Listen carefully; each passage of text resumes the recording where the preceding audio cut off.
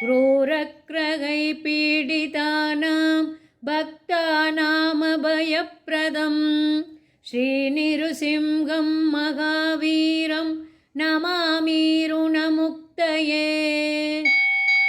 वेदवेदान्तयज्ञेशं ब्रह्मरुद्रादिवन्दितं श्रीनृसिंहं महावीरं नमामि ऋणमुक्तये। इत्थं यः पठते नित्यं ऋणमोचनसिद्धये अनृणो जायते शीघ्रं धनं विपुलमाप्नुयात्। सर्वसिद्धिप्रदं निरुणां सर्व ऐश्वर्यप्रदायकं तस्मात् सर्वप्रयत्नेन पठेत् स्तोत्रमिदं सदा।